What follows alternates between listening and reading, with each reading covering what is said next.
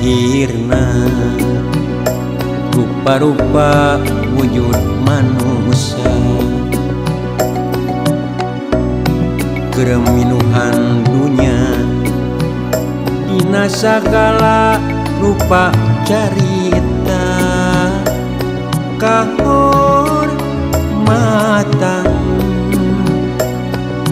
jeung kakayaan cimata rejeng cangcaya pikeun hirup jeung uripna.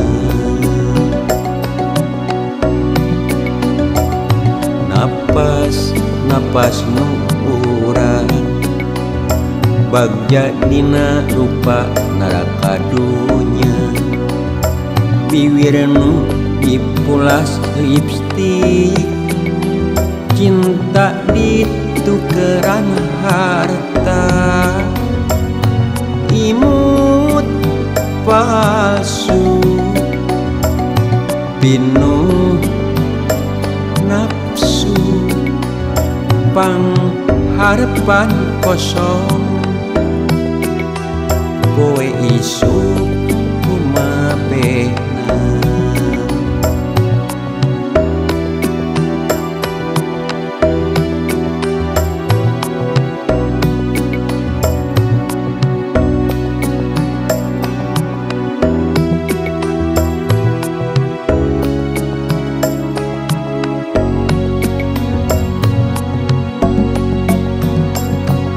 Naon artina kebebasan, naon artina kemerdekaan, mun hirup diancam cangcaya pikir, sabab ieu panjara hirup,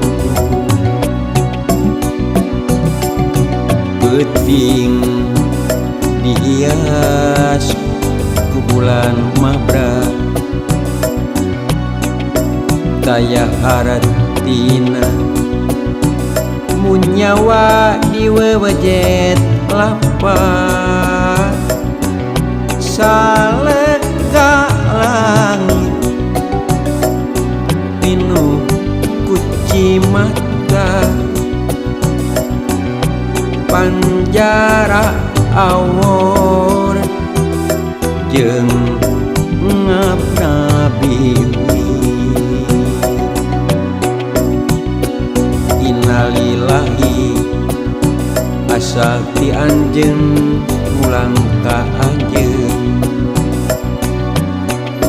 tamat hiji carita cucu dunia, isuk pageto lahir rupa wujud manusia,